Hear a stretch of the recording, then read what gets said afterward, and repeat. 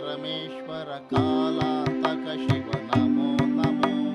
जय जगदीश्वर जय परमेश्वर कालांतक शिव नमो नमो। जय जगदीश्वर जय परमेश्वर कालांतक शिव नमो नमो।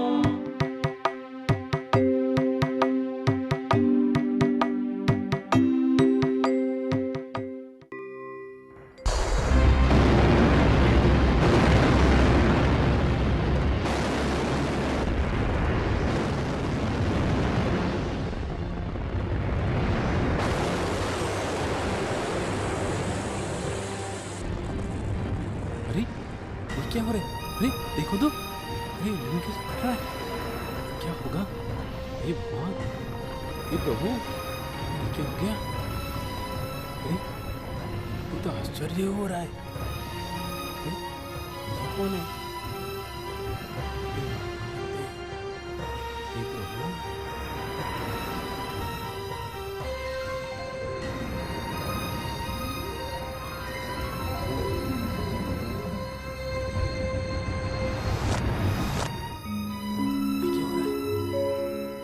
भक्तजनों, चिंतित मत होइए।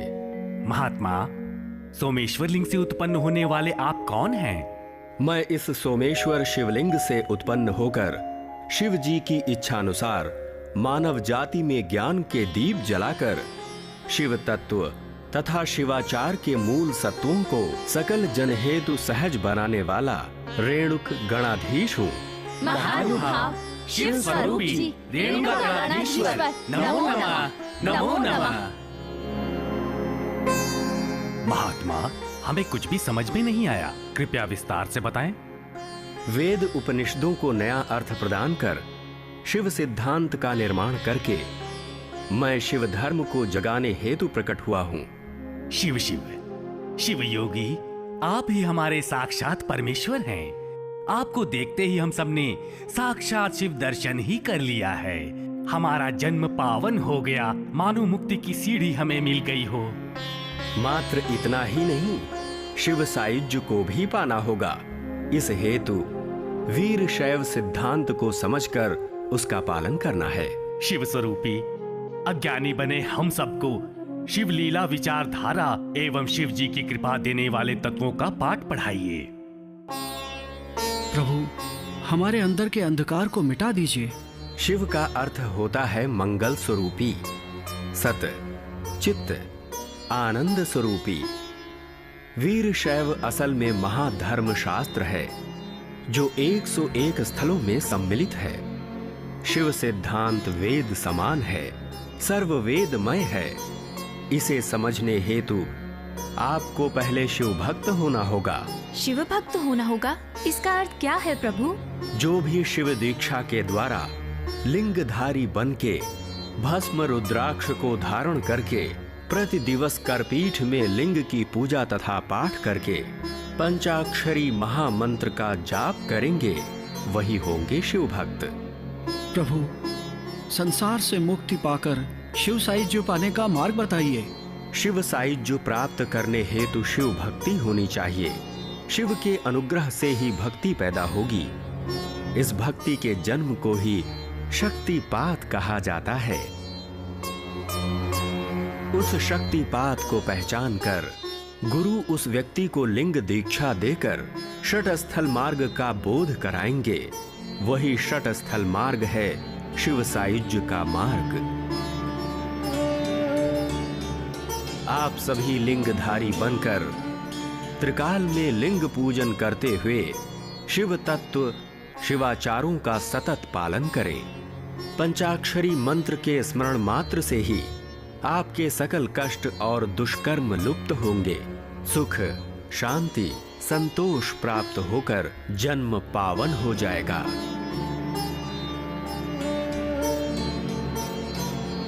अब मेरा प्रस्थान होगा मलयाचल की ओर। वहां अगस्त्य महर्षि को शिव तत्व का ज्ञान प्रदान करके वीर शैव सिद्धांतों को सविस्तार समझाने का कार्य करूंगा। आप सभी को शुभकामनाएं।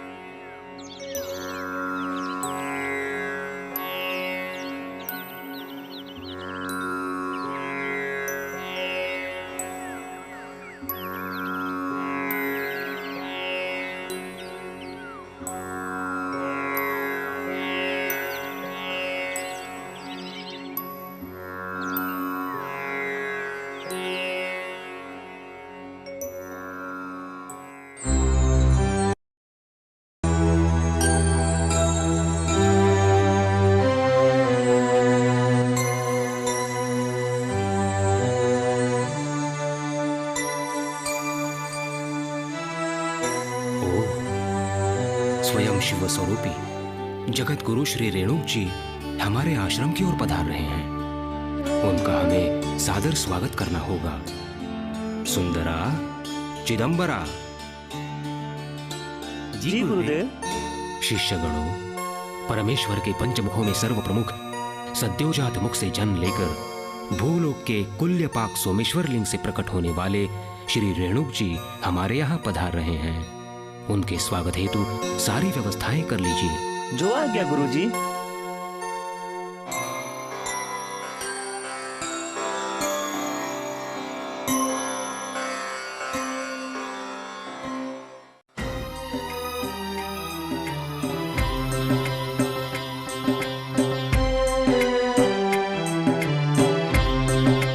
जगत गुरु श्री रेणुकाचार्य जी को नमो नमः।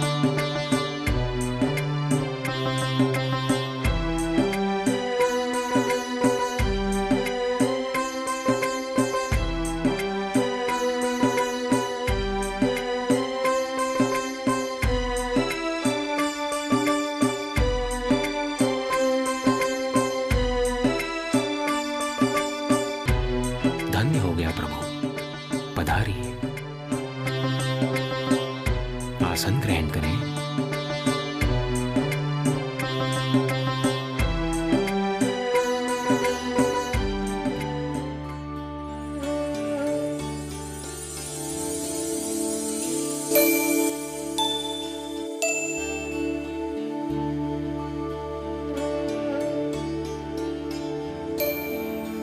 प्रभु, आपके दर्शन मात्र से हम पुनीत हो गए हैं। इसी प्रकार आपके चरण स्पर्श से यह आश्रम पावन हो गया है। आपके आगमन से ये दिवस हम सब के लिए अविस्मरणीय बन गया है। हे पूज्य, आपके आगमन का कारण क्या है? कृपया हमें बताएं। हे अगस्त्य महर्षि, आप सबको पूरी तरह शिव दीक्षा प्रदान करके शिव सिद्धांत का उपदेश देने हेतु हमें शिव जी ने ही यहाँ भेजा है। धन्य हो गए प्रभु, हमें शिव दीक्षा प्रदान करें। आप हमें शिव सिद्धांत का अमृत पिलाने हेतु पधारे हैं। इससे बड़ा सौभाग्य क्या हो सकता है? अपना कार्य आरंभ करें। दीक्षा हेतु सारी तैयारियां करके सभी लोग शांत चित्त से आइए। जैसी आज्ञा प्रभु।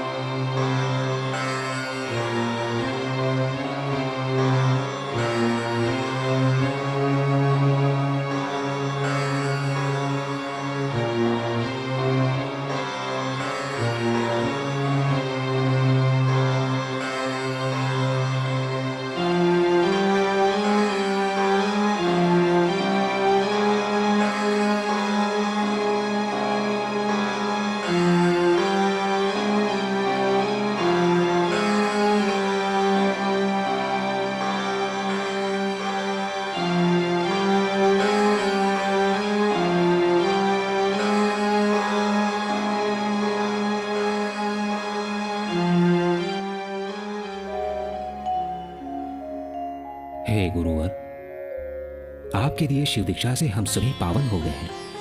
आपके अनुग्रह को तो हम कभी भी भुला नहीं सकते। आपके दिए हुए इस शिव दीक्षा की महानता को सविस्तार हम सभी को बताने की कृपा करें। दीक्षा का अर्थ है दीयते च शिवज्ञानम क्षेयते पाशबंधनम यस्मादत समाख्याता दीक्षेतीयम विचक्षण। अर्थात जिसके द्वारा शिव ज्ञान को दिया जा सकता है और जिसके द्वारा मल माया कर्म नामक पाश बंधनों का नाश हो सकता है, उसे ही ज्ञानी गण दीक्षा कहते हैं। दीक्षाएं 3 प्रकार की हैं। पहली वाली है वेद दीक्षा, दूसरी का नाम है क्रिया दीक्षा, तीसरी है मंत्र दीक्षा। सर्वप्रथम आपके मस्तक के ऊपर हाथ को रखकर शिव मंत्र का जाप करके आप में शिव भाव जागृत करने के पश्चात आपके स्थूल शरीर में भावलिंग की स्थापना होती है। यही वेद दीक्षा है। दूसरी दीक्षा में आपकी बाईं हथेली पर एक संस्कारित लिंग को रखकर पुनः आपके मस्तक पर हाथ को रखकर मंत्र का जाप किया। आपके ब्रह्मरंध्र में बस रहे चित्त कला को काबू में करके हाथ को अब लिंग पे रख के अपने चित्त का उसमें समावेश कर दिया। इससे आपके हाथ में रखा लिंग इष्ट लिंग बन गया। यही है क्रिया दीक्षा। इससे आपके स्थूल शरीर के ऊपर इष्ट लिंग की स्थापना हो गई। तीसरी दीक्षा में आपके दाएं कान में ओंकार के अविनाशी स्वर के रूप में शिव मंत्र का उपदेश दिया गया। इसके द्वारा आपके सूक्ष्म शरीर के भीतर प्राण लिंग की दिव्य स्थापना हो गई। यही है मंत्र दीक्षा। हे आचार्य, हर तरह के आगमों के श्रवण से हमें संशय हो रहा है।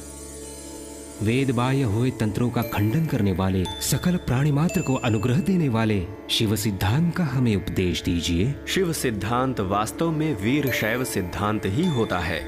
इसके मूल हैं सारे शैलागम, लोक में अग्रणी हैं सकल वेदमय। ये हैं पाशुपत, लाकुल, सोम, शैव, ऐसी 4 विधाएं हैं। शैव में पुनः वाम, दक्षिण, मिश्र, सिद्धांत नामक 4 प्रकार हैं। सिद्धांत का अर्थ है कामिका गमन से लेकर वातुला गमन तक के 28 शैवागमनों का एक समुदाय। शैव प्रकारों में वीर शैव सर्वश्रेष्ठ होता है। कामिकादि शैवागमनों के उत्तर भाग में वीर शैव का बोधन हुआ है। हे पूज्य, वीर शैव का अर्थ क्या है? वीर शब्दे नोचते विद्या, शिव जी वैक्य बोधिका, तस्याम रमन्ते ये शैवा, वीर शैवास्तुते मता। लिंगांग सामरस्य बोधक ही शिव जी वैक्य के पाठ को पढ़ाता है। ऐसे लिंगांग सामरस्य शिव जी वैक्य विद्या में ही जो कोई आनंद की प्राप्ति करता हो, वही वीर शैव है। वीर शैवों का साधना मार्ग क्या है गुरुदेव?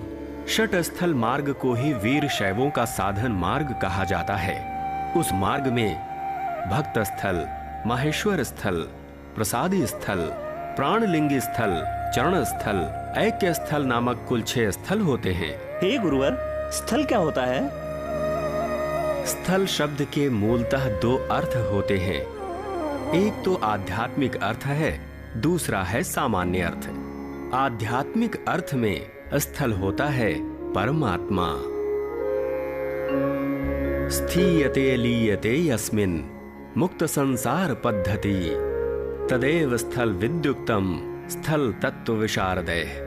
अर्थात जिस वस्तु के अंतः में समस्त चराचर मंडल बस रहा है, अंततः संसार से मुक्ति पाकर जिस वस्तु में वो लीन हो जाएगा, वही है स्थल, अर्थात पर शिव ब्रह्म। सामान्य अर्थ में स्थल होता है कोई एक विशेष स्थान। ये भक्तादि स्थलों का अन्वय होता है, क्योंकि भक्तादि स्थल जो हैं, वो साधक के आत्मोन्नति के मार्ग के एक एक पड़ाव हैं। भक्त स्थल के स्वरूप को विस्तार में बताएं गुरुदेव। शैवी भक्ति समुत्पन्ना यस्यासौ भक्त उच्यते, तष्टानुष्ठे धर्माणाम मुक्ति भक्त स्थलम मतम। अर्थात जिसमें भी शिव भक्ति पैदा हुई है, उसे भक्त की उपाधि दी जाती है। उसके द्वारा किए जाने वाले आचरण को समझाना है भक्त स्थल। यहाँ शिव के अनुग्रह से ही भक्ति पैदा होती है, इसे ही शक्तिपात नाम से जाना जाता है। प्रभु, भक्त के रूप में हमारे कर्तव्य क्या है? लिंगांगी लिंग सत्राणी लिंगात्मा लिंग मानसः लिंगेन्द्रियो लिंग भोगी लिंग योगी सकत्यते। अर्थात अंग से श्रेष्ठ है लिंग, लिंग ही प्राण है, लिंग ही स्वरूप है, लिंग ही मन है, लिंग ही सामर्थ्य है, लिंग ही योग तथा भोग है। लिंग की महत्ता बहुत बड़ी होती है। लिंग सदैव शरीर से श्रेष्ठ है। अमृतस्य देव धारणो भूयास, अर्थात अमृत रूप उस इष्ट लिंग का धारण किया जाए, ऐसा यजुर्वेद कहता है, जो कि भाव रोग को मिटाने वाली औषधि होती है। इष्ट लिंग को धारण करने से भक्तजन अष्टावर्ण संपन्न हो जाते हैं। प्रभु, अष्टावर्ण क्या होता है? गुरु, लिंग, जंगम, भस्म, रुद्राक्ष, मंत्र, पादोदक, प्रसाद, यही अष्टावर्ण हैं। यही भक्त के लिए रक्षा कवच होते हैं। हे पूज्य, अष्टावर्ण के स्वरूपों को हमें विस्तार पूर्वक बताने की कृपा करें। अष्टावर्णों में प्रथम 3 होते हैं, गुरु, लिंग, जंगम। यही पूज्य आवरण भी हैं। एक मूर्ति त्रयो भागः गुरु लिंगम च जंगमः, अर्थात एक ही शिव मूर्ति, गुरु, लिंग, जंगम, उसके 3 स्वरूप हैं। ऐसे शिवागम वाक्य जैसे वही परमात्मा के स्वरूप हैं। उनमें ही शिव पथ को समझने हेतु गुरुपथ ही प्रथम है, अर्थात गुरु का ही प्रथम स्थान है। अज्ञान तिमिरांधस्य ज्ञानांजन शलाकया चक्षुरम्मीलितुम येने तस्मै श्री गुरुवे नमः। गुरु के मार्गदर्शन के बिना मानव का अज्ञान दूर नहीं होगा। गुरु अपने ज्ञान की बातों से भक्त के अज्ञानांधकार को दूर कर देता है। दीक्षा के द्वारा मोक्ष की राह दिखा देता है। लौकिक बाधाओं को अपने आशीर्वाद से दूर करता है। ऐसा गुरु ही भोग मोक्ष दोनों प्रदान करता है। इसीलिए गुरु को भी भक्ति भावना से पूजा करनी होगी। महालिंग स्वरूपोयम शंकर श्री सदाशिवः, परमानंद को देने वाले शंकर के स्वरूप हैं लिंग। जठरे लीयते सर्वम जगत स्थावर जंगमम पुनरूप दते अस्मात् तद ब्रह्मलिंग सत्यते। आहा, अर्थात स्थावर जंगात्मक रूपी भूलोक जिसके जठर में लीन था, एवं वो सब कुछ जहां से बाहर निकल आया, वही स्वरूप लिंग है। लिंग ही भूलोक के सृष्टि स्थित लयों का कारक है एवं जंगम का स्वरूप होता है। ज्ञान का स्वरूप शिव योग के द्वारा परमात्मा के साक्षात्कार पाने वाला ही है जंगम। मोक्ष के रहस्य को बताने वाला जंगम है।